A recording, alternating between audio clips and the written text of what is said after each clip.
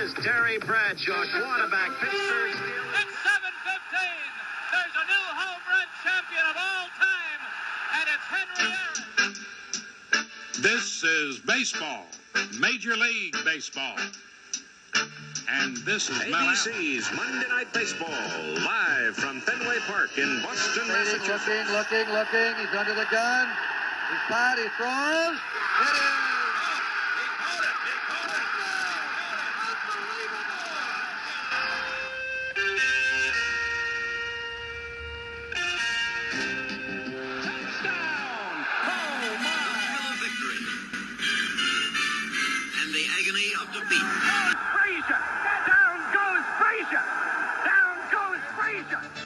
Take me out to the ball game. Hello, everybody. I'm Scott Johnston, and you've stumbled upon the Past Star Prime podcast, joined as always by Bill Mahoney and Mark the Streaker Hoffman. We're back from our time in Arizona covering spring training, and now the regular season is upon us in 2025. And 50 years ago, coming off his 1974 MVP season, Steve Garvey on the cover of Sports Illustrated. And Mark, you got an issue with that, don't you? I got a beef, okay?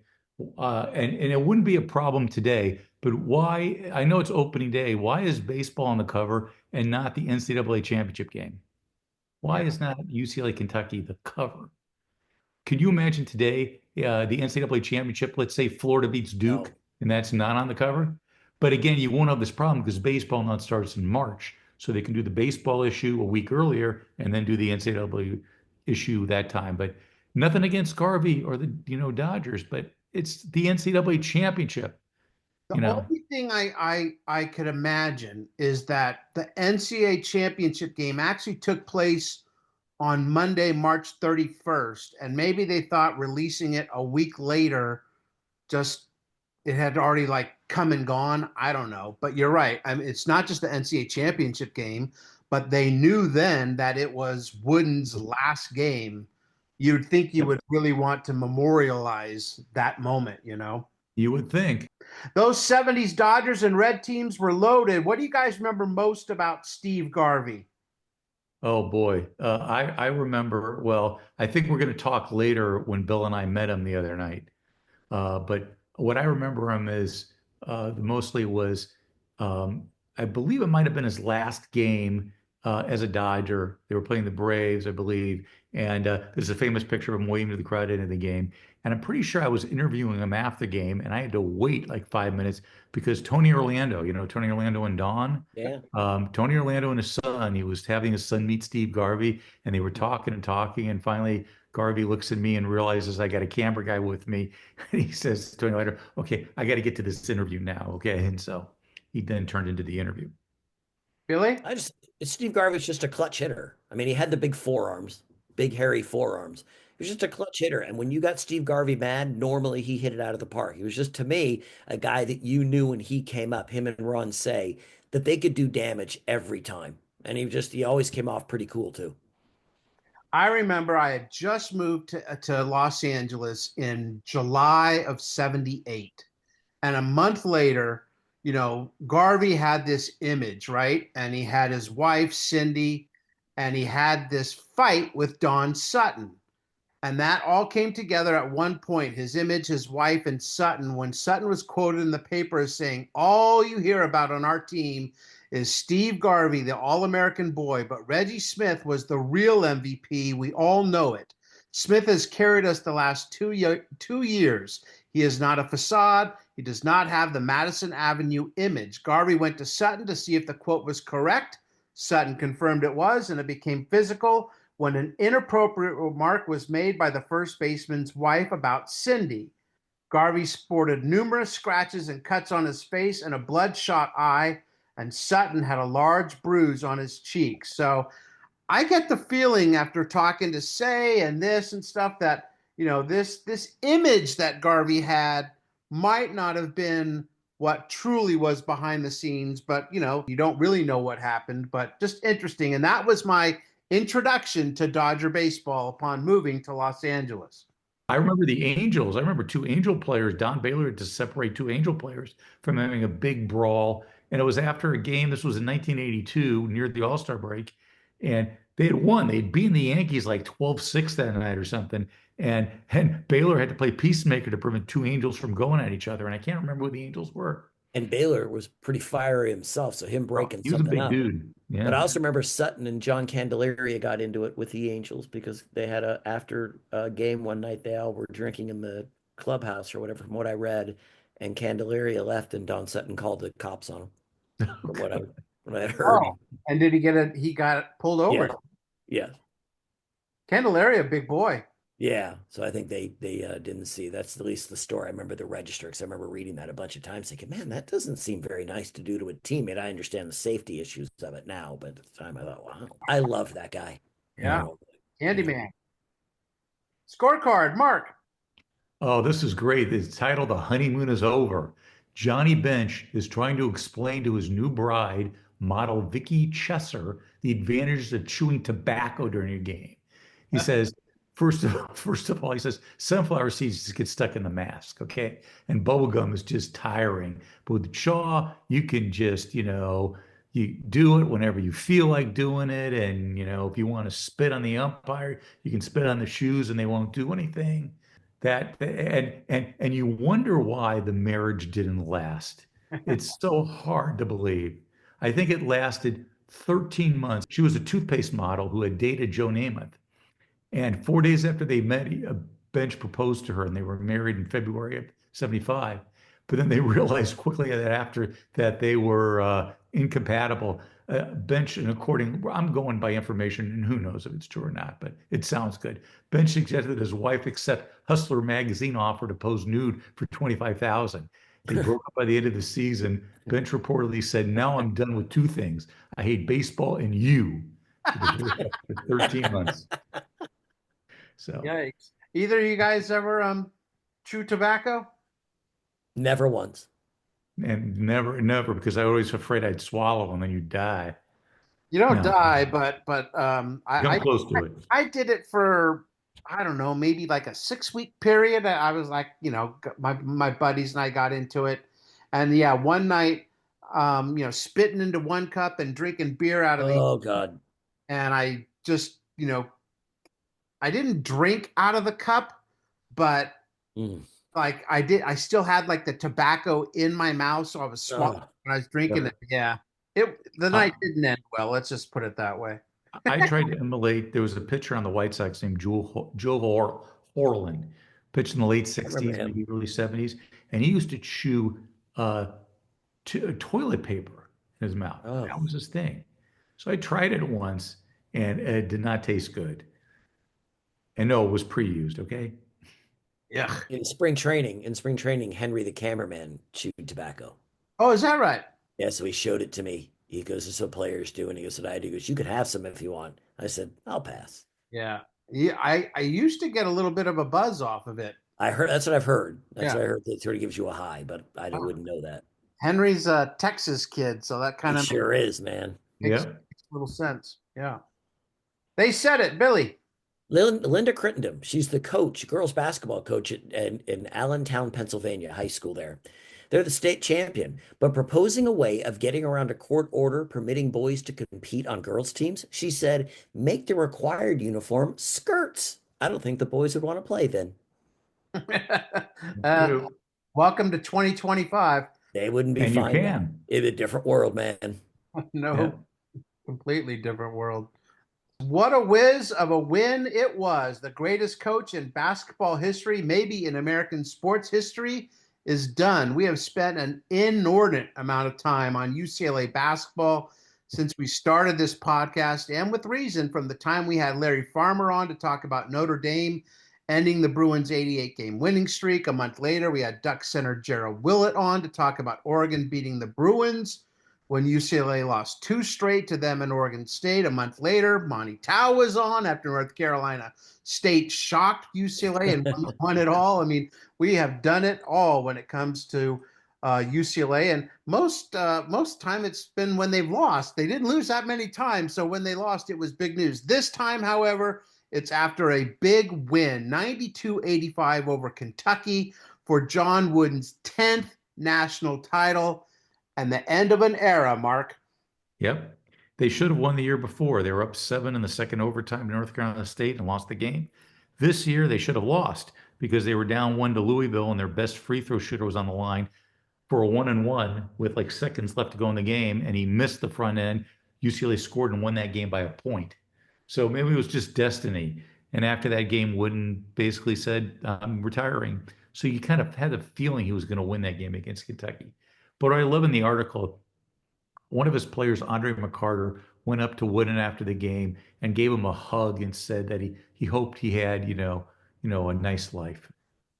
Yeah, well, that seemed to be the overlying theme was his relationships that he had with his players. They ended up being a part of his life until his last days, and we'll hear about that in a little bit when a guy who wrote a book about being with Coach Wooden, Dr. Michael Levi, his podiatrist, Wednesdays with Wooden. We'll have him on in just a sec. But Bill, they beat Kentucky, but it almost didn't happen. They had to get to the finals. How did they do that? Oh, what Mark was saying, that they came back in the second half. I watched that game. It's the video is so different back then than it is now. And they said Marcus Johnson tied the game at the end of the second half, but they said a dunk. It's like basically a putback. I don't think they do the type of dunks you're seeing from like John Morant. And then they came back. They were down, Mark said, 1 point, 74-73 in the second half. And they fouled Terry Howard. He was the guy that all he had to do was make the 2 free throws, would have sealed the victory. Right, Howard because you forget that there's no 3-pointer back then. That's right. Yeah. That's right. That's right. So all he had to do, he makes those 2 free throws, done. But the thing is, Howard had made all of his 28 free throws that season, not missed one, but he missed. And then that gave Richard Washington the time late in the overtime to hit a turnaround jumper to win the game. But there's a Louisville guy that almost steals the ball at the end, but he doesn't get his hand on it, and Washington got the shot. And then with 2 seconds left, they inbound the ball, and the guy that catches the ball for Louisville bobbles it, and then runs back, gets it, and throws up a wild shot. UCLA wins, and obviously we know what happened after that. So Coach Wooden is 64 years old and heading off to retirement. It would be a long retirement as he lived another 35 years before passing away 15 years ago in June of 2010. One of the reasons he lived so long was his extraordinary attitude, and he had great treatment by his physicians, including his podiatrist, which allowed him to be active for years and years. Mitch Albom had a best-selling book called Tuesdays with Morrie, where he would go every Tuesday to visit with his college professor and mentor, Morrie Schwartz. Well, Dr. Michael Levi wrote Wednesdays with Wooden, a book about his visits with the great John Wooden, and he joins us now to talk about his time with the legendary hoops coach. Dr. Levi, thank you for joining us on this Monday night, a week before this issue came out and the final win for UCLA's John Wooden. Thank you very much. Appreciate the time. When did you start seeing Coach Wooden, and how often did you visit with him? I first met saw Coach Wooden when I was about 6 years old. Our family lived in Westwood, and my dad loved sports. And so when Pauley Pavilion opened, we got season tickets and sat in the rafters, and I'd sit on my dad's knee, and he'd tell me all about basketball and what a wonderful Coach Wooden was. And, I went to the games, and I got older. I learned more about it. And then when I was in grammar school, I went to all his camps, and my dad also liked Coach Wooden, so he'd always pepper me with questions, what was he like and what did he tell you to do? And then I took care of a doctor's, Dr. Turner was a team doctor for UCLA. And I was just starting my practice, and I took care of Dr. Turner's wife. And he said, I appreciate everything you did for my wife. You did a great job. If there's anything I can do, you let me know. And I said, you know what? I'd like to have lunch with Coach Wooden. I know you know him very well. And he said, consider it done. And 2 weeks later, I had lunch with Coach Wooden. And Coach Wooden at the end of lunch said, Dr. Levi, I have a favor to ask. I said, sure. will you be my podiatrist? And I said, it'd be an honor. And he said, then, but there's one large caveat. It didn't make a difference what he was going to say. I was going to say yes. And he said, you need to come to my house. And so that started every 6 weeks for about 12 years. And what year is that, doctor? That was probably in mid 90s. Okay. And mid to late 90s. And it started a relationship where I would, every 6 weeks or 8 weeks, whatever he wanted, I would go over. And it typically was a Wednesday. And I would spend the whole afternoon with him. And we talked about everything you could imagine. And it was my dad's hero. So for me, sometimes I'd bring my dad for lunch. And my dad passed away in 2010, and so did Coach Wooden. And it's always nice to give back to your parents if they were good parents. And so I had that opportunity. My dad was like a little kid in a candy store when we had lunch with him because it was his hero. And it was so nice for me to give back to my dad. And also always spending time with Coach Wooden. And after I was with him, each visit, I would dictate all the stories he would tell me. Some of them were reiterated and some of them didn't mean much, but I always got something out of each visit. And I pinched myself. I was the luckiest guy in the world to spend that time. And the people I met at his home were just incredible people. And a lot of them became my patients. And so that's how it kind of got started. I know it's a long-winded answer. No, it's great. It's great. He lived to be 99 years old. He seemed to have the perfect blend of taking care of himself both mentally and physically. Would that be a good way to describe Coach Wooden? Yeah, I mean, Coach Wooden mentally was sharp till the day he passed away. He was somebody who actually had a lot of humor. But as the years went on, he did physically break down quite a bit. I mean, this is a man who exercised a lot, played basketball for many years, was on the court teaching his players. So his knees and his hips, and he got bad arthritis. So it began to degenerate a lot of physical problems as he got older. But mentally, sharp as a tack, always full of wit. I was lucky enough to be with him the last day of his life at the hospital. And Bill Walton was in the room. And Coach was coming in and out of conscious. And he was kind of scratching his face. He had a little bit of a beard because obviously he wasn't shaving. He opened his eyes, and Bill was on one side, and I was on the other. And he goes, Bill, I wouldn't let you play with this. You know that, because he didn't like players who played with whiskers. So, but he had always humor, and he was mentally very, very sharp. And it's funny because Coach Wooden wouldn't let Walton grow his hair out. Right. Yet at the end, he's growing his hair and letting Walton play with it. Right. Well, he also didn't want him to, even any of his players, play with any type of facial hair either. He was very strict about that. But he always had a sense of humor, and he's just a very caring person. And I know as a coach, he was very demanding. And so I really saw him his last phase of his life. But I knew a lot of his players, and they always gave me quite a few stories about his demanding a lot out of practice, very strict. And you were intimidated by him, but you trusted him at the same time. So it was a very unique blend, which I'm sure some of the players you've spoken to would tell you that.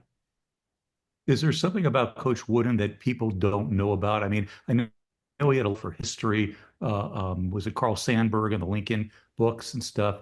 Is there something that people just wouldn't associate Coach Wooden with? Yeah, I mean, there's a lot. When I wrote my little book, I actually got hold of someone did their doctorate, their PhD on Coach Wooden. It actually was the volleyball coach of Pepperdine. He went to, I think, BYU, and he was a physical education major, and he did his PhD on Coach Wooden. And so there's a 700 book volume on everything Coach Wooden you could ever imagine. And I got a hold of it because actually Coach Wooden did the grammar for this guy and fixed it so it would be okay for his PhD. Coach Wooden loved English and grammar and everything. So I've learned a lot about him that people didn't know about him. I mean, he was someone who was very superstitious. He was very superstitious, and he'd always put a coin in his shoe before each game, and everybody knew he kind of winked at his wife, before the game started. But he was a very superstitious man, and I think a lot of baseball players are, but and that was his favorite sport too. So I think maybe that's where he got his superstitious from. But he really enjoyed baseball. In fact, baseball was his favorite sport, and he enjoyed basketball, but he really wanted to be a baseball player. And he was a really good baseball player. And one day he was playing the outfield uh, when he was, I think, in college. And he turned his ankle really, really bad and missed the season. So he decided to do some baseball too. And I mean, basketball. And he just felt basketball would be a safer bet for him. But he really enjoyed baseball. In fact, the Pittsburgh Pirates wanted him as a manager at one time. And he said to the owner of the Pittsburgh Pirates team, uh, "There's no way I can be your manager." He said, "I know I've been successful in coaching." He was coaching, I think, even at UCLA at the time. He said, "Nobody would trust me." But the manager of the owner of the Pirates knew that he was such a wonderful human being, and he knew something about baseball. But he was asked that, and I don't know how serious he was, but he was also asked to be the Laker coach and also the Chicago Bulls coach, Wow. which some people don't know. No, I didn't know that. Yeah. I didn't know. Yeah. So, and he didn't take those positions, even though he'd make a lot more money. Yeah. He only made $32,000, the most he ever made as a coach at UCLA. He only made $32,000, but he wanted to be a teacher, and he didn't want to travel that much. He knew that would be very difficult for his wife and his family if he traveled so much, being the Laker coach, since their seasons are longer and there's more travel. And he didn't want to do that to his family. And he also enjoyed teaching. He was really a teacher first, and then he was a basketball coach. So those are the reasons why he didn't take a professional offer. So, with so many conversations that you had with Coach Wooden, how did it impact your own approach to work, family, or fatherhood? Um, I think like a lot of things in life, you're presented something when you're middle aged, and it takes sometimes 3, 5, 10 years to kind of think about what someone says, and now you know the importance of what they said. And Coach Wood was no different. I mean, I think the pyramid success, it wasn't a separate conversation, but we certainly talked a lot about life and being successful. And if you look at the pyramid success and look at all the blocks, it took him 15 years to build this. I mean, each block is there for a reason. I mean, the cornerstones are industrialness and enthusiasm. And he said those are the most important. And you can't be successful in anything if you're not excited about what you do. And he always believed there's no substitute for hard work. And you need skill, and skill's right in the middle of that pyramid. And there's a reason why, because you can't be successful if you don't have any skill in anything. So the pyramid really is something that I always thought about as he talked about it. And as I got older, I really learned it. And I profess that to my kids. Each one of them have a pyramid on their desk, and I even give it to my patients. I have young patients come in, and I give them pyramid success. So that really something that inspired me the most. Although even when I was a little kid, as I mentioned earlier, I went to his basketball camps when I was like 10 or 12 years old. And, everybody got a pyramid success. And, I just kind of threw it in my desk, but I don't know anything about it. But as the years go on, you kind of learn the importance of it. And all his players, believe that pyramid is really an important part of being successful. And, but I guess in terms of conversations, he's such a wise man and affected so many people. One day we were talking, and I said, "What were your regrets?" And he said he only had 2 regrets. And He said one of them was he wished he would have traveled more with his wife. He said his wife had passed at this point about 10 years prior. And he's just said, I wish I would have traveled more with her and maybe gone on more vacations and perhaps didn't work so hard, which, is, I'm a workaholic. So it's something that I got to kind of learn my own self. But he felt bad about that. And the other regret he said, which is a little controversial, is he wished he would have played the 10th, the 11th, the 12th player on that team a lot more. Teams made of 12 players. Well, Coach Wooden played about 7 players, period. They'd be up by 50 points, and he'd only play 7 players. And, the 10th, 11th, 12th player worked just as hard in practice as the first 5 players or 8 players. And he said he regretted that. He said he should have probably let these guys play a little more. I mean, these guys maybe played a minute in a game or 30 seconds. And I think he felt bad about that. And some of the players actually voiced a little bit of their disappointment through the years about that. Andy Hill obviously was somebody who felt a little disgruntled about that. But he did. He kind of told me he regretted that move. His reasoning, though, is that he said, we only have X amount of time to play a game, and I want to make sure players who are going to play are going to be fit and ready to play. So, but he felt that he regretted that. He felt maybe that was a mistake he made. Did he ever reach out to any of those players to talk to him about that toward the end of his life? No, I don't think he did. He didn't really seek out people. People would call him. I'd be at his house. The answering machine would go on every 5 to 10 minutes. And, he said, Michael, don't answer it. Don't worry.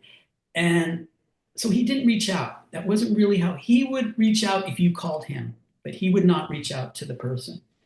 I'd be there and Bill Walton would be going off on the answering machine for 10 minutes, and he said, oh, don't worry about it. If I talk to Bill, I'll be on there for about an hour, But he didn't really reach out to those players, but still he was very engaging to players who would reach out to him. I feel he didn't want to impose upon them, but by taking their time. But if they called him, he would make time for them. Yeah, when you were talking about that, about the phone never stopping, I had the chance to actually go to Coach Wooden's condo in White Oak once to do a feature on his first championship team. And we had to shut down, the camera all the time because there were always people calling about him. Yeah. So his players, even though he was a tough coach, and I'm sure a lot of them cussed him while he was coaching them, afterwards they really appreciated the lessons he imparted on them. Yeah, no, that's definitely true, Mark. And, he was a really strict coach. Practice started at 2:50. It ended at 4:50. You could not be late. If the team wasn't practicing well after 15 or 20 minutes, he said, okay, guys, we're going home. Let's get out of here. And the players said, no, coach, we'll play better. We won't. And drinking fountain, you were only allowed like 30 seconds to drink water during practice. It was strict. Every minute of practice was utilized for something. And he had little 5x8 cards, which he shared with me several times. And these cards basically were delineated what each practice and what each minute would be. Nothing was ever wasted. And, he really took practice time and cherished it. He enjoyed it. And he made his players really believe, by practicing, you're going to make yourself better. Dr. Michael Levi is our guest on the Past Our Prime podcast. He wrote a book called Wednesdays with Wooden. I think it came out in 2016. Is that correct, Doctor? Yeah. Mm-hmm. So that's 6 years after Coach passed, and as you mentioned, also 6 years after your father passed away. How therapeutic was it for you to write this book and be able to say goodbye to both these men that had such an impact on you? Well, it was very gratifying. I actually wasn't going to write this book, and one of my friends who's an oncologist said, you need to write that. You're going to regret it if you don't. And, I said, okay. And so I got my papers together, and I'm a doctor. I'm not a real good writer. English was not one of my great courses that I did well in. So I got Larry Stewart, who was a Times or Herald Examiner writer, and um, someone did an article on me in 2000, I don't know when it was, 2013, I think. Trying to think of the man's name, but a writer for the LA Times did an article on me. And then I said, I'm going to write a book. Do you know someone who can help me write it? And he gave me Larry Stewart's name. And so we wrote it. And it it was nice because now I have actually something in writing, something that's collaborative that my kids can go back to and if they have an interest. But it's nice. It's something that I'm proud of. It's not to make money. It's just I wanted something that was written down about Coach Wooden. And I have some former players who read it and they enjoyed it, but it's just I have something that is a writing of a coach and something it's a dedication to my father who I enjoyed my life and time with, and he enjoyed Coach Wooden, and I feel very lucky to do this. Coach Wooden never gave up his role as teacher. You can tell from his relationship with people from all walks of life that teaching was his life's focus.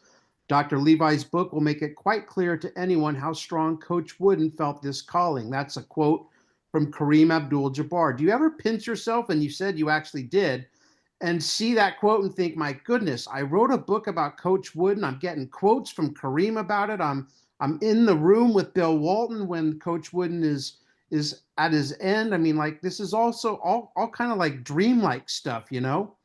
Yeah, I mean, at the time, I didn't think of that way. I mean, these guys became my patients. I mean, Kareem, spent a lot of time with. He was on Dancing with the Stars. He told me to come over, fix his feet, and did surgery on him. And so, yes, I didn't realize at the time. It's only afterwards that I really, really understood the people that I met. And no, I feel very honored. And life, yeah, if you do something good, usually something comes good out of it. And the more doors you open, the more times you say yes, the chances are that good things will happen. And with patience and faith, as Coach Wooden says, uh, the good things happen if you really work hard and are patient and have faith. So I do feel very special. I feel very special, and I feel very honored. And it's these are legends, and they're just I feel very honored. So what was like a typical Wednesday when you would be with Coach?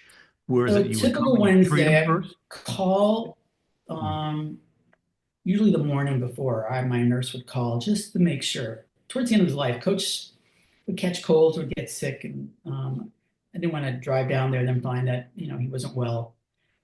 So we always call the morning before, and I'd leave my office at 12:30 and get to his place usually around 1. Back then, traffic was not as nearly as bad as it is now, and take the 405 and get off at White Oak where his condo was, and ring the doorbell. He had a condo; he'd let you in.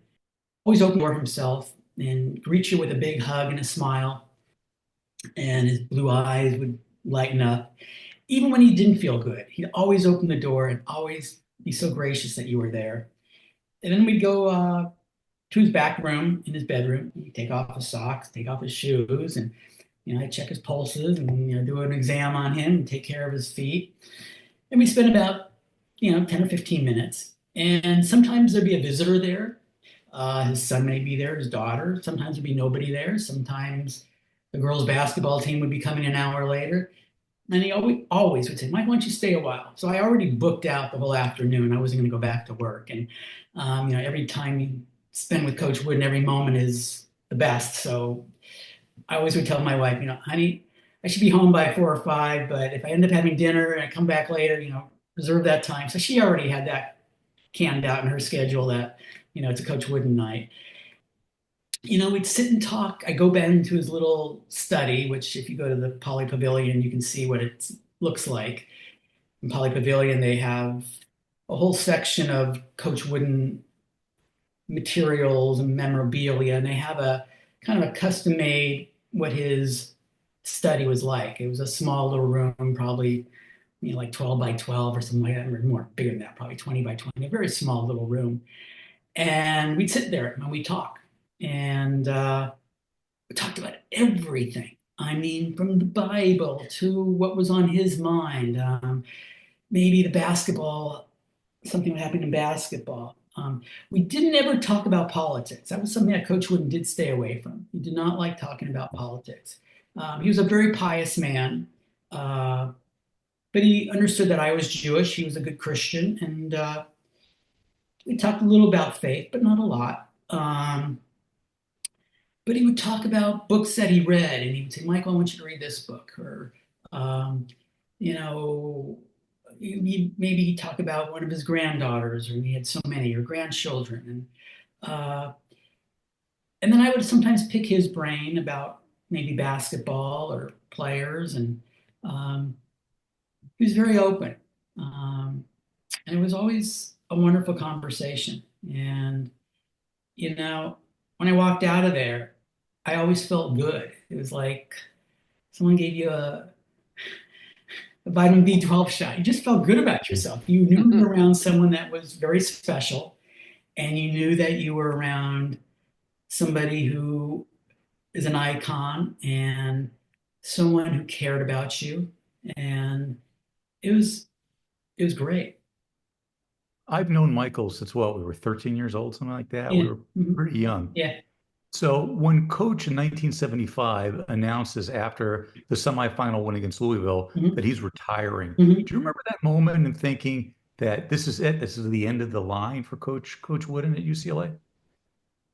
Yeah, I mean, what I read, and I never really asked him about that, but I know that he had decided, supposedly before the game, that he was going to quit or retire, not quit, retire. And I think people were amazed, and he was only 65 at the time, but I think he felt he was tired.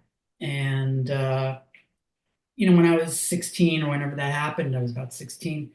I didn't think much of it. I was disappointed because I always saw UCLA win lots of championships, and 10 out of 12 is pretty good. But I was looking for maybe 14 out of 16 or whatever. But I was disappointed as a little kid. But I think what goes through somebody's mind. Why would he quit at 65? But 65 in 1975 is maybe like 75 today. Right. Life expectancy is a little bit shorter back then, and his wife was a little bit on and off sick, and I think he wanted to spend more time with her. So there were things that I don't know, and I imagine were going through his head. And he certainly had accomplished everything. 10 out of 12 years national championships, and really, what else can you do? But I think he also, he never had a losing season, and not that he would even have a losing season if he continually coached, but competitive greatness was important to him. You got to be your best at what you're doing. If you're not your best, then maybe you shouldn't be there. And that's the top of his pyramid, is competitive greatness. And there's a reason why. You got to be your best when the best is needed. Doctor, I was going to ask you what Mark was like when he was 12 or 13. That's a whole nother conversation. No. We'll We don't get want to back go to down that that road. on another podcast. That would be another podcast. Exactly. So we'll reschedule you for a couple hours on that one. Just the We'll three have of to us. dig deep. We'll dig deep. No, So- Mark was great. He played on all the sports teams, and he would always play a sport, whether it be wrestling or football or whatever. Yeah. I just remember Mark, he always played sports. And Not that I was good at it, just I played it. yeah, he wasn't he was the greatest, but he always played. He was always on a team. So there was somebody who worked very hard, and I can see why he enjoys lots of sports, because he was in every sport you could imagine. That's great. But I want to talk to you about your dad again. Mhm. You said your dad really looked up to Coach Wooden. Mhm. When you had the opportunity to watch your dad interact with Coach Wooden, what was going through your mind there? Because not many people get to give something back to their parents like that. Yeah, that's a really good question. When my dad and Coach met, and conversations and lunches and dinners as the years went on. My dad was from the Midwest, and my dad was from a little farm town in Indiana, or spent lots of summers in a little farm town in Indiana. And that's where Coach Wooden grew up. So they kind of had that Midwestern kind of grassroots mentality where, my dad would spend lots of time on the farm, and Coach Wooden grew up on a farm. And there was about 10 years. No, there was about 10 years. There was about 17 years, actually, between them. But they still grew up in that time of, Coach Wooden grew up when there was no toilets in his family. And my dad, they did have toilets, but they knew what it was like to live at that time. So they always had that common thread. But it was nice for me to see my dad just smile and just be so happy. It was like if you met your hero and your hero didn't let you down. And my dad just, if I could bring him every time to Michael, can I come with you? But he knew that couldn't be the case, but he would come every time with me. And I remember it was my dad's 75th birthday. And I went to, I called up Coach Wooden and I said, Coach, can I come over? My dad's birthday, it's his 70th birthday, and I have a picture of you both together and all three of us. And I said, can you just sign it? And, I'd love to give it to my dad for his birthday. He said, sure. And it was like 3 o'clock in the afternoon. And he said, when do you want to come over? He said, why don't you come over right now? And I said, well, I got patients. I said, well, come after your patients. I said, you sure? So, and it was like during the World Series. So I drove down there, ended up being by 6 or 7 o'clock at night. And I show him this black and white picture of my dad and myself and Coach Wooden, and he signs it. And he said, why don't you sit down? Let's watch the World Series. He had this little TV, and I think it was even black and white. I could be wrong. And we're sitting in his little study. The TV's the only light in the room. The rest of the room is completely dark. And he's telling me the nuances of this baseball game. As I said, he was a baseball aficionado. And I'm sitting there and thinking, I'm sitting with one of the most incredible men in the world. And he's telling me the nuances of baseball. And I'm in his living room at 7 o'clock on a Wednesday evening, and he asked, so it was just, that's a memory. And then, so I gave my dad, the next night was his birthday, and I gave him he opened up the wrapper. I, wrapped this picture up because I had it framed, actually a couple days later, because I remember I had to have it framed. And my dad's so happy, puts it on takes the picture and hangs it on the wall. And then we go out to dinner. We come back from dinner, and there's a phone call on my dad's our family's answering machine. And Coach Wooden called up and said, Mike, John Wooden here, just want to wish you a happy birthday. And, I hope you have a great time. And those were the subtleties that, he had a memory like you couldn't believe. He had those really subtle touches that just made you feel so good. And I just remember my dad he was on top of the world. That was probably one of the best birthdays he ever had. But the one thing I think is that so many people looked at Coach Wooden, and they still do. He's Coach Wooden. But to you, he was a friend. How does that make you feel when you look back nowadays?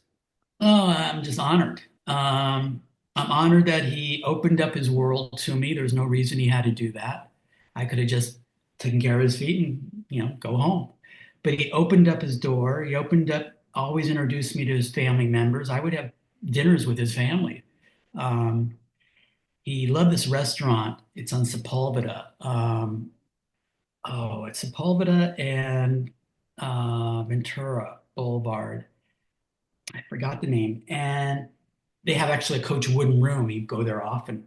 And he'd bring his family and his whole family. And he invited me. He said, come on over, Mike. I want you to have dinner with my family. And he had a large family. And so they took this big room, and he had great grandchildren and they're all there. And so I felt so honored that he was so genuine with me.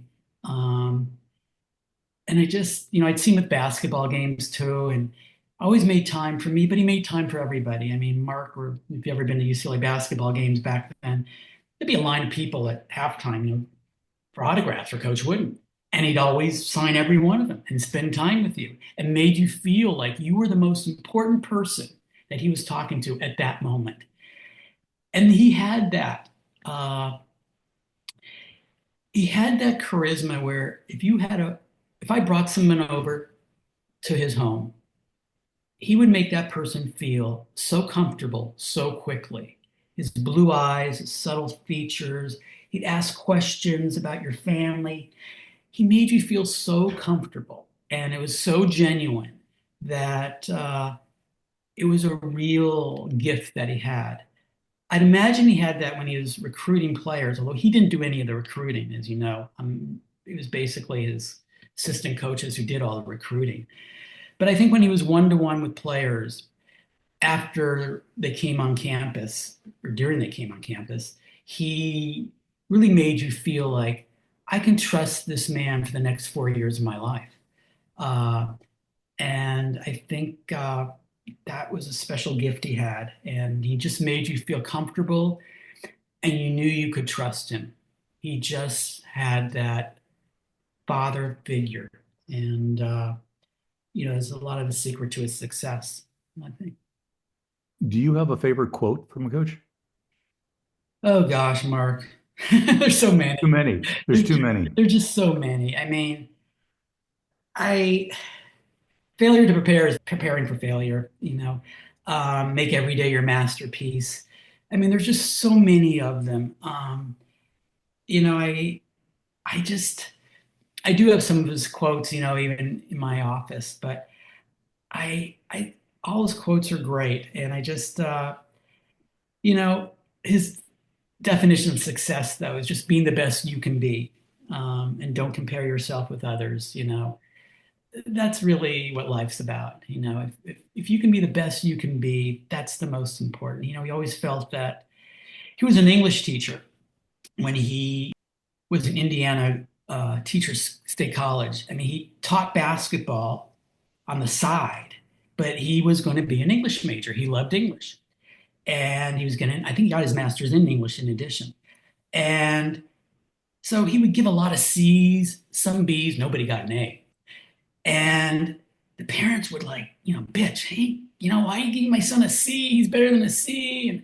And coach really felt like there's nothing wrong with a C. It's okay. You can be the best you can be. Not everybody's good in English.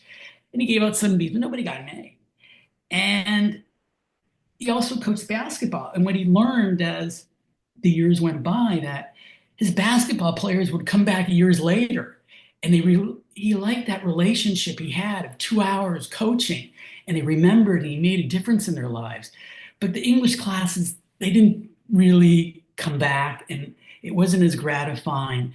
And he didn't have to, in the English class, he dealt with how people, complaining about their grades or whatever, but not in basketball. And that he really wanted to be a teacher, and he felt he could be a teacher being a basketball coach. And he felt his relationship with people there was a lot deeper than it was just in teaching an English class.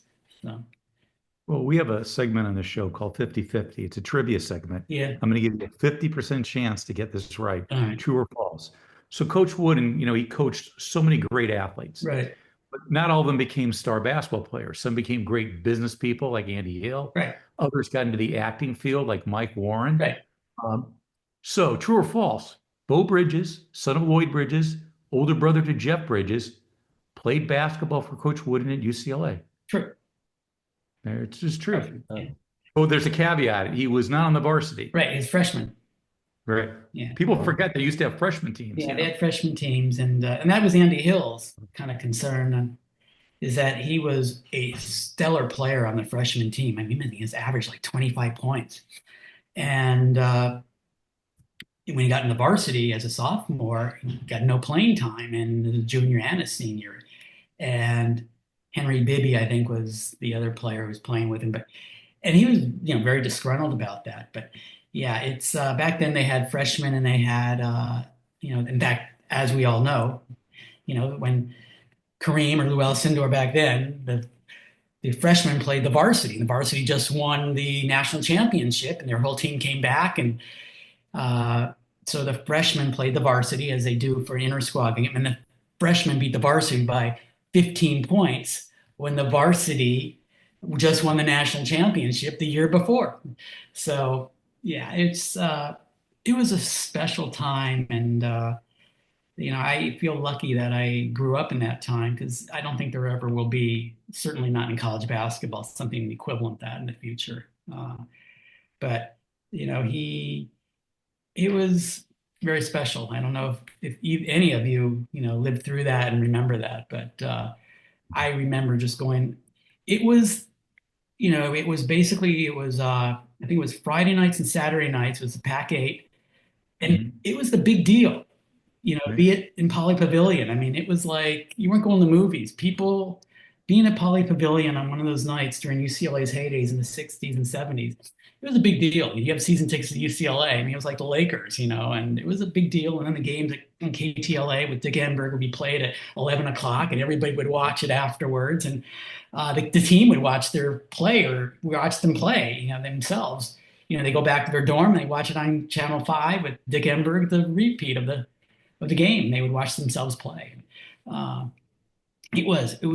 Coach Wooden would eat afterwards at Ship's Restaurant, which is right down the block. And it was a special, special time. And, like anything in life, when you're going through it, you think it will last forever. So you don't think twice about it, but it doesn't last forever. And as I've gotten older, I've realized that nothing is forever. You mentioned that his wife, Nell, died. She died 25 years before John did. And I was going to ask you how he handled life as a widower for all that time, but I don't need to because you made it quite clear. He surrounded himself with people that he loved and admired. Yeah, but he did, Scott, go into a deep depression after his wife passed away. And that was his only sweetheart. He met her when he was in high school, in I think 10th grade, and that's the only person he ever dated. And when she passed away, she was like in a coma for a long period of time, and she passed. He went into a deep depression. He was a recluse. He didn't talk to anybody for a good year and a half. It was a very challenging time for his children because they thought he was going to commit suicide. And then one of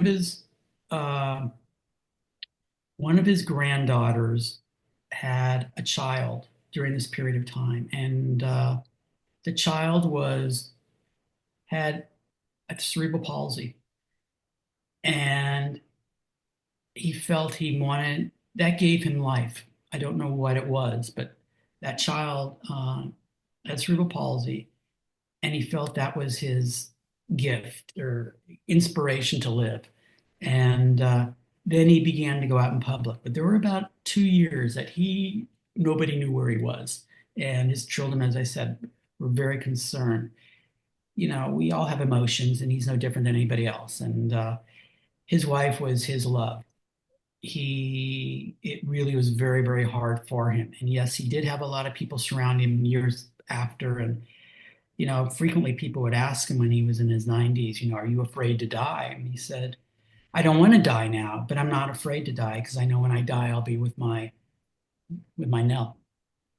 A lot of his players and people like you, Dr. Levi, who became much more than just his doctor, a lifelong friend, author of the book, Wednesdays with Wooden. Where can they get the book, Mike?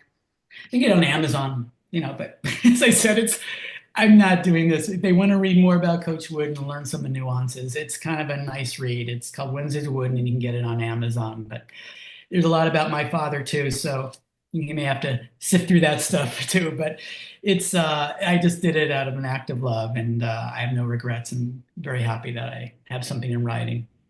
That love comes through when you're talking about both of them. So I appreciate your time. We had a really good inside look at some intimate moments with Coach Wooden. So thank you so much for joining us tonight.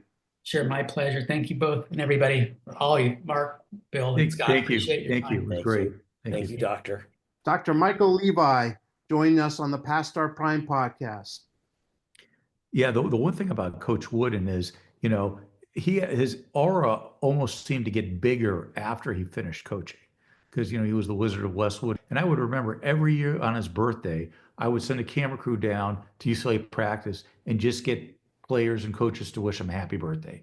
And I'd put that on the air every year. That's nice. Yeah.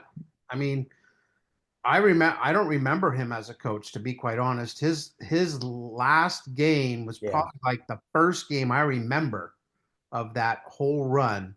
But then moving here and then, working in sports in LA, from basically 89 to 2005. I mean, Wooden was, such a presence. And, usually with like Garvey's a perfect example, right? He's loved, he's getting in fights, he's getting divorced, he's got his highs and his lows.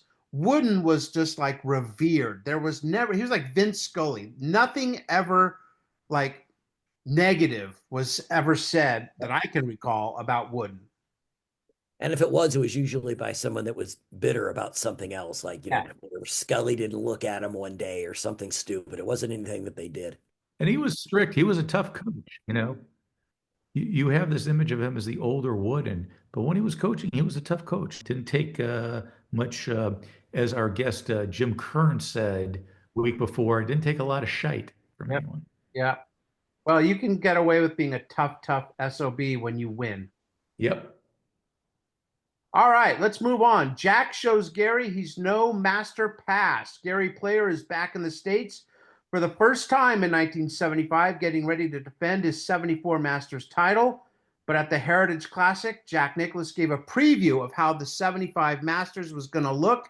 The two played as a pairing in the first two rounds, and the Golden Bear shot a 66 and a 63. That is only the best golf Jack has ever played, Player said. Despite that, Jack was tied going into the final round with Tom Weiskopf, still tied heading to the back nine, but he pulls away, wins for the second time in as many tournaments. So he's heating up as we get closer to Augusta.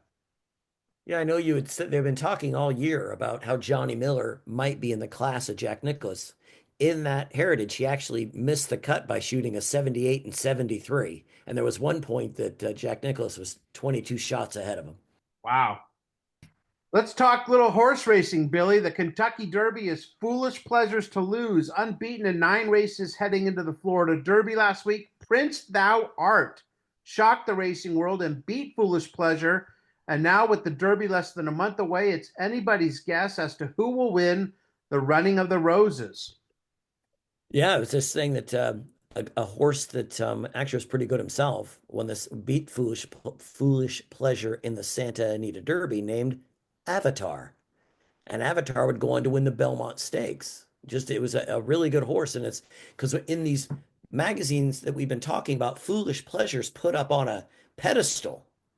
But Avatar may have been the horse that could have possibly been better than him. Yeah. Did Avatar have an avatar? He might have. I think he did. The class with a lot of class. We talked last week about the rookie class in 75 in baseball, but what about the first-year players in both the NBA and ABA this year? The best of the bunch? Heck, let's talk UCLA again, shall we, Mark? Jamal Wilkes of the Golden State Warriors. I guess he was known as Keith Wilkes when he was at Westwood, but I loved him on both the Warriors and then on the Lakers. He was so smooth. He was that kind of player back then where you'd look up with 4 minutes to go in the game and you're like, God, he has 21 points. I mean, it was always so quiet, and he was never like the guy, but he was he was much better than a role player. He was a really, really good player, had a great series in that first championship that Magic and them won. What was that, in 1980? So had a funny looking temper, and man, he was Mr. Automatic from the baseline. He was a glue guy, and a really good glue guy. And he had that funky delivery where basically he lifted the ball. It was like above his head, even a little behind his head. And then it was almost like he shot it with 2 hands. But it always went in, especially from the baseline. He was deadly there. Yep. Bill, who else grabbed your attention? Scott Wedman. one of the guys that I enjoyed growing up because I just like the fact he was a shooter. But my favorite guy, there was also Brian Winters, who was one time involved in the trade with for Kareem. But Truck Robinson, I love Truck Robinson because I'd never heard of anybody, even though his name was Leonard, that was his nickname was Truck, and he played like it, man. That guy banged inside. He was a tough mofo, man. And you go that his first year he averaged 5 points with the Bullets. He'd go on to play 11 years and pretty much average close to 15 points and 10 rebounds a game. He was just, to me, a guy that I always knew that name. So Truck Robinson was drafted late, but really turned out to be one of the better players in that draft. Great name. Just Yeah. even if you don't know who he was, like he was a little bit ahead of my time, but you certainly just that name was just there was only one Truck. Yeah, he was just mean, man. When he played, man, he went after you. He wouldn't be able to play in this era. If your name is Truck, you're not going to be a 5'10" point guard. You're going to be a bruiser.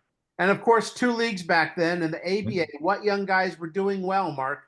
Well, as we said, Wilkes winning in the NBA. In the ABA, the winner was Marvin Barnes of the Spirit of St. Louis. And second was Bobby Jones from the Denver Nuggets. Or were they the Rockets then? I think they were the Rockets then. And then in third place, a player on the Utah Stars, not the Utah Jazz, the Utah Stars. And they'd been the LA Stars. And this player that finished in third place, you may have heard of, Moses Malone. Obviously, Malone's an all-time great Hall of Famer. Bobby Jones is a Hall of Famer. I don't think, Barnes didn't, he kind of flamed out, did he not? He was really good. Well, he was like what's the saying, the little girl with curls or something? When he was good, he was really good. But when he was bad, watch out. One guy not mentioned in the article, other than that he was a teammate of Wilkes at UCLA, Bill Walton. So kind of funny how we're talking all about these rookies, but one thing Bill Walton did not have was a impactful, other than selling tickets, rookie season. A lot of injuries. It just took some growing pains before he found his, for lack of a better word, footing up in Portland. Going to bat for the game. Finally, after being tempted a few times that baseball was coming, we get the 1975 baseball preview, and the focus is on the changes in the sport. On the field, that includes Catfish Hunter going from Oakland to the Yankees, Hank Aaron going to Milwaukee to be a DH for the Brewers. But off the field, attendance is holding his own. And in fact, the NFL, believe it or not, went down in attendance the year before, but not baseball. In 1975, baseball is the dominant sport in America. It's hard to believe, but it was. No question. That was in our heyday. Remember, we never, I can't speak for you guys. I didn't miss games back in those days. Right. No. Maybe because I had papers and everything like that, but I listened on baseball spring training through the whole season. That was just such a way for all of us back then to follow sports was by the radio. I mean, now if I'm in the car maybe, or if I'm on a walk, I'll listen to something, but it's just not as prevalent. But back then I listened to not every game was on TV back then. You had to listen. I would listen to a game on the radio because a lot of games weren't televised, you have to remember. Right. And I would have a glove and a bat. And if I was the pitcher I was into, I'd pretend I was that pitcher throwing as the game was going on. And if I was the hitter I wanted, I pretended I was the hitter. I'd hold the bat and swing. So, you really got into it. And, baseball games in the 70s, a lot of games started at 8 p.m. because back then games would be over in 2 to 2.5 hours. Yep. You'd start them at 8 before they slowly, went the other way. A's third baseman Sal Bando says public salaries have created a divide between the players and fans. He also said the diehard fan has gotten older, and the younger one has so much else he can do besides come to a game. How many kids do you see now listening to the game on the radio and keeping score? That type just isn't there anymore. So he obviously didn't know the three of us. Yeah. But let's focus on their preseason predictions from Sports Illustrated. And remember, just 2 divisions in each league still in 1975. So if you win your division, you are in the NLCS or ALCS. No 3 divisions, no wild cards. Right. And in the AL East, SI likes the Orioles, winners of the division 5 of the last 6 seasons, and they picked the Bronx Bombers to finish second, with Catfish Hunter and Bobby Bonds now both wearing pinstripes, and the Bo Sox, we used to call them the Bo Sox, Yeah, remember that's right. that? To come in third. Mark, they didn't get the winner right, but they did pick your Tigers to finish last, and they nailed that. They sure did. Because 1975 is the year the Tigers lost 19 games in a row during the summer. 19 straight. So who can forget that? So yeah, they predicted Baltimore, and Baltimore finished second. And the Yankees, who they figured would finish second, they finished third. Both Sox, the Boston Red Sox won it all. They finished 4.5 games ahead of the Orioles, 12 ahead of the Yankees. They were 95 and 65 that year. Yeah, and the main reason is you can't predict the kind of rookie MVP season that Fred Lynn had. Right. So, and the other rookie on that team that was great, Jim Rice, who ended up being a Hall of Famer. Yeah. So, They had Yastrzemski on that team too, didn't they? oh yeah, and Fisk. End of his career, yeah. Over in the AL West, the A's have won the last 3 World Series, and despite losing Catfish on a contract snafu, they're favored to win the division yet again. The Rangers are picked to once again finish in second, and this one's for you, Billy. They have pitcher Mike Kekich on the team. They do. Is one of the players who famously traded families with another pitcher, Fritz Peterson. And he says, Billy Martin is probably the only manager in baseball right now who is willing to look at me as a pitcher rather than as some kind of wife-swapping freak. But I'm saying, if you do something like that, that's what people look at you as. Not many people come up and say, let's trade wives, kids, and dogs. No. So, yeah. Well, and as Jim Kern said, Fritz Peterson had a very good career. Yeah. But Mike Kekich didn't, really. No. I looked at his stats, and in 1973, the year of the trade where he traded families, he really struggled. He had an ERA of 7.52 in 65 innings. So he gave up like 60 runs. So maybe all Martin was getting was a wife-swapping freak. Yeah. Mark, did SI get this one right in their prediction for the AL West? They sure did. The Oakland A's did it again, 98 and 64 that year, finished 7 games ahead of the Kansas City Royals. Yeah, that was it, because the Royals were about to become the team of that division for the next 4 or 5 years. George Brett, Paul Splittorff, Amos Otis, Al Cowens. Yeah, Freddie Patek, Dennis Leonard, Porter. Yeah, Steve Busby. Larry Gura. Man, it's funny because in those days, all I did is watch baseball and read the papers every day. So all that. Nowadays, I don't do as much. So sometimes I see a player on a different team and go, oh, I think Scott, when we used to do our little baseball thing, you mentioned a guy one day and I thought, who the heck is that? Right. It didn't sound like a real name. Yeah. TJ Feet Friedel. I thought, who the hell is this guy? Didn't exist. That's one of Scott's friends. Where if I say Frank White, you're like, oh gosh, Frank White was so good. Yeah, Gold Glover, man, he could play that. He could play that second base. Yeah. Over in the National League, the Pirates and Dodgers won their divisions in '74. Did SI think either of them would repeat? Well, in a word, no. They liked St. Louis Lou Brock and 1974 Rookie of the Year Bake McBride leading the way. If we get the pitching, says catcher Ted Simmons, we'll win in a walk. They didn't get the pitching, did they, Bill? No, they finished 10.5 games back of the Pirates. And unfortunately, at the beginning of the year, Bob Gibson, announced he was going to retire. That was his last year after 17 years. And it was probably time. He was 39 years old. He finished 3-10 with an ERA over 5. That's not the Bob Gibson that we all look back on and go, that guy was dominant. Yeah, but I wouldn't interview him and say, hey, Bob, what's wrong? I would never do that. No, because you get punched in the face. Yes. Yeah, he's back in the day, man, you didn't say anything like that to guys like that. In the NL West, it's really a 2-team race. SI says that everyone is picking the Dodgers to repeat, quote, but everybody may be wrong. SI picked the Reds to dethrone the cover man of this issue, Steve Garvey and the Dodgers. And Billy, they got this one right, and it wasn't close. Well, when you finish 108 and 54, you're doing pretty good. They were 20 games ahead of the Dodgers. The Reds scored 860 runs that year. They had 4 guys hitting over 300, 5 pitchers with double-digit victories. They were dominant from head to toe, from start to finish. And mind you, yeah, they won the World Series in 7 games, but still, that was the Reds. That was actually the Reds' decade. And from 70 to 79, they averaged over 95 victories a year. Wow. Wow. So they beat the guy born to be a Dodger.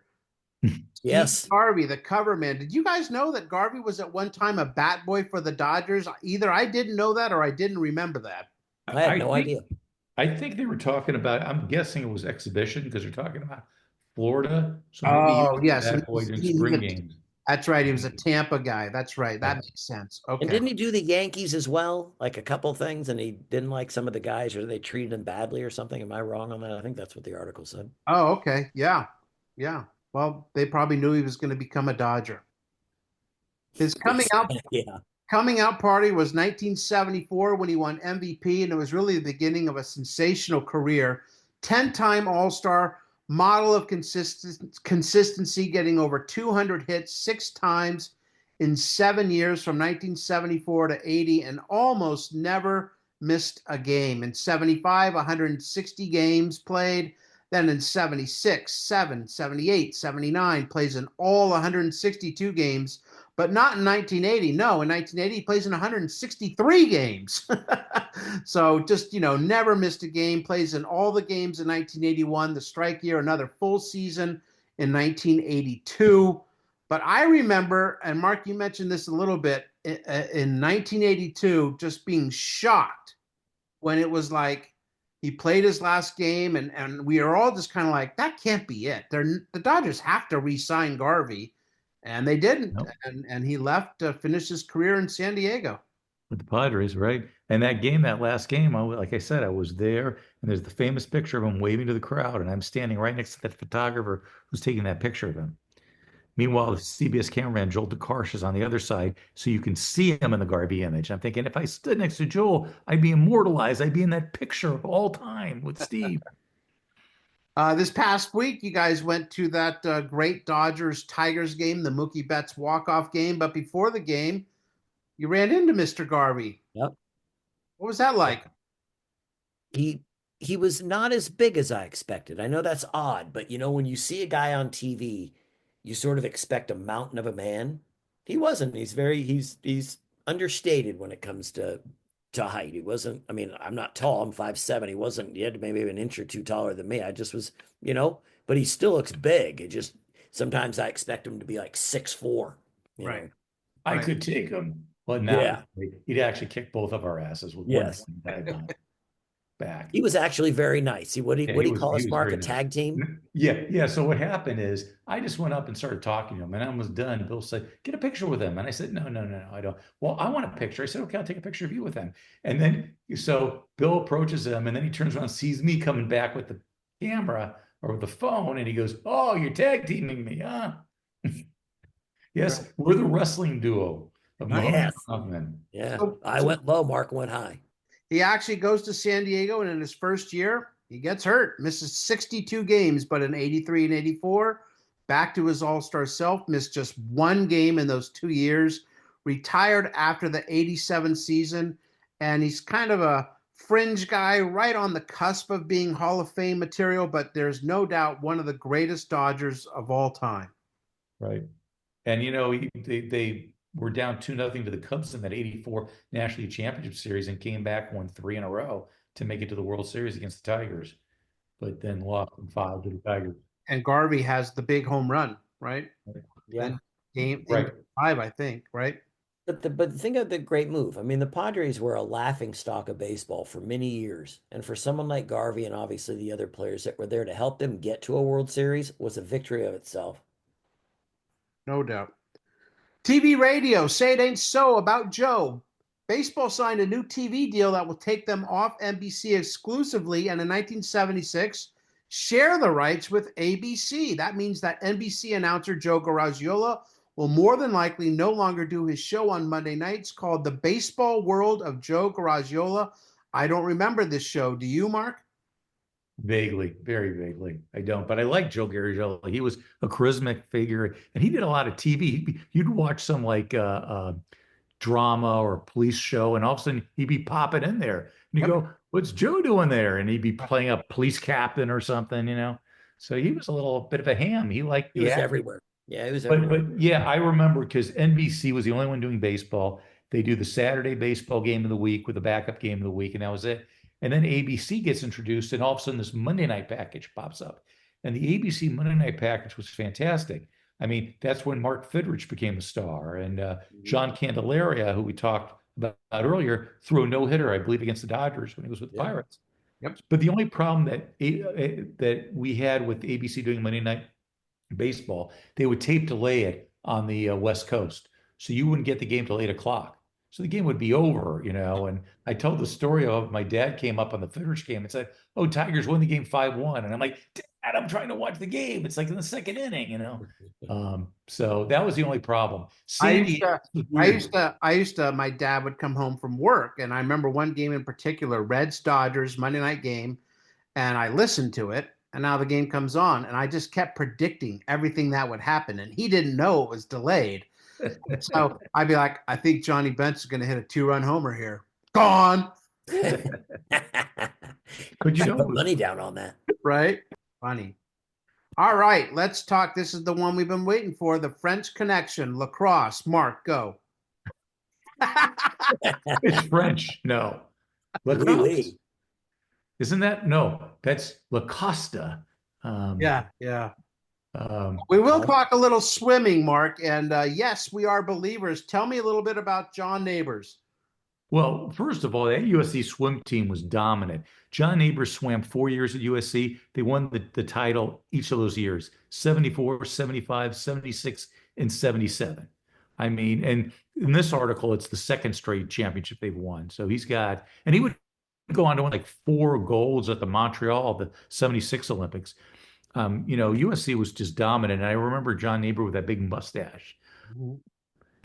That Old Gang of Mine by Leo DeRocher. The 1934 St. Louis Cardinals were known as the Gas House Gang, led by their shortstop and captain Leo the Lip DeRocher. Now, this is in 1975, and he's writing about baseball 40 years earlier. And he writes, today a pitcher gets fined if the umpire thinks he's throwing at a batter. In those days, the umpire didn't have to take any courses in mind reading. The pitcher told you he was going to throw at you. DeRocher writes, Dizzy Dean's special hatred was the batter who dug a hole for his back foot as he stepped into the box. Diz would just stand there nodding his head until he was finished, and then he'd yell, you all done? You comfortable? Well, send for the groundkeeper and get a shovel because that's where they're going to bury you. And boom, down he'd go. So it was a different game back then. I once saw Dizzy hit 7 straight Giants in Miami in the exhibition season because the Giants had the nerve to score 7 runs off of him in 1 inning. Could you imagine hitting 7 guys in a row? Another guy gets hit. It doesn't sound right. It sounds like, oh yeah, that's a joke. Yeah. But he was crazy, but there were a bunch of crazy guys on that team, Bill. Yep. Yeah, Joe Medwick. Man, he knocked out one pitcher right in the middle of the game. He belted another pitcher in the batting cage. He went after Dizzy Dean and his brother and was going after him with a bat because I guess back in those days they used to lay the bats out in front of the dugout. And then later in the game, Medwick hit a grand slam. And on his way back to the bench, he filled his mouth with water and just spit it all over Dizzy Dean's shoes. And then looked at him and said, see if you can hold that lead, gutless. You know, and they had to separate them again. Man, what was going on there? I know we talked about the Oakland A's fighting each other. These dudes were ready to kill each other. Yeah. Well, they were the Gas House Gang because they looked unruly. They looked like they were a gang that was going to beat the crap out of you. And that 1934 World Series, they beat my Tigers in 7 games. And my Tigers had not won a World Series up to that point. And they went back to Detroit up 3-2 in that series. And they lost both games, a tight game in game 6 and a blowout, 11-0 game in game 7, which I think featured a brawl, surprisingly. Yeah. They played it at Navin Field. It wasn't Tiger Stadium. It was called Navin, Navin Field. And then it became Briggs Stadium before it was Tiger Stadium. That game 7 was a tough one for 9-year-old Mark Hoffman. Exactly. 9. I was in college. We'll have more on this next week. This gas house gang, known as the 1934 St. Louis Cardinals. For the record, Bill. Yeah, Jerry Quarry. He retired from boxing after being Did he? TKO'd in the 5th round by Ken Norton. Yes, Scott, it's true. He said, I'm done. Or is he? Because he would come back to fight another 4 times. Who knew a boxer would retire and come back? Yeah, and it was not good for Jerry. He should not. No. But I mean, come on, how many boxers? I remember when Sugar Ray retired, I was all bummed thinking it's over. Would he come back 4 or 5 times? I mean, he finally, I think the doctor said, if you come back, you're going to go blind. Exactly. Exactly. All these guys come back, man. Yeah. Well, even Jim Kern said it last week. It was like, you wave $100,000 in front of me, and back then that was a lot of money. Yes, it was. They're going to come back. You pay them. So faces in the crowd, Mark. I've got Johnny Stallings. He's a senior at Woodward Academy in College Park, Georgia. He won his 4th consecutive state wrestling title in the 148-pound class. His 4-year varsity record is 103-1. The lone defeat came in 2 seasons ago when he was wrestling at 126 pounds. Ooh. So if you look at the picture of him, nice young man with a thick head of hair, and then you go into the future, and there's this, you go to the National Wrestling Hall of Fame, and there's a picture of him, bald as can be, not a speck of hair and a goatee. But he ended up, and they even, his highlights, they even say he was featured in Sports Illustrated's Faces in the Crowd. And he then started collegiately at Auburn University. And he was like the 2-time Southern SEC champion. And he was inducted at 39 years of outstanding service as a wrestling official and coach. And so they inducted into him into the, in 2023, lifetime service to wrestling. He is in the National Wrestling Hall of Fame. Wow, good for him. How about this one? Jim and Gene Hassel of Virginia Wesleyan College pitched back-to-back no-hitters in a doubleheader against St. Andrews. In their first outings of the season, Jim, a 6'1 sophomore left-hander, won the first game 6-0. His brother Gene, a 6'5 righty junior, pitched the second game, a 14-0 rout. Gene struck out 8, Jim 9, and both issued 4 walks. And I'm going to say it. St. Andrews, they couldn't hit. They sucked, man. But Bill, tell me about, was it Gene that... Gene played 11 years in the minor leagues. He never hit a home run. He could hit. He could field. He could steal bases. He could walk. But he never popped one out of the park, ever. He was Gary Pettis. Yeah, yeah. Yeah, well, what is it, Dwayne? Well, Gary Pettis did a home run against the Red Sox in the playoffs one year because I was stunned and shocked and happy at the same time. That's going to do it. I got nothing else to add other than to thank Dr. Michael Levi for joining us and sharing some really interesting stories about John Wooden, mostly from his days after he retired from UCLA, which was 50 years ago this week after the Bruins won their 10th national title under the Wizard. Wednesdays with Wooden is the book co-authored by Levi and former LA Times writer Larry Stewart. The Bruins don't win another title until 1995, so if Bill and I are lucky, we won't have to talk Bruins basketball again for we're coming back for that 95 one. We're coming back in 2045. You good with that, Bill? I'm ready, man. If we can just do 2 years every year, we'll catch it. I'll be doing it from the old folks song. Start refreshing yourself on George Zedek. I remember. Yes. I remember Tyus and he went around his board. Until then, until what is that? 2045. Oh my gosh, it'll be here before you know it. Bill, Mark, and Scott signing off until next week. Thanks for listening to Past Our Prime. I got it. Can someone help me out of this chair?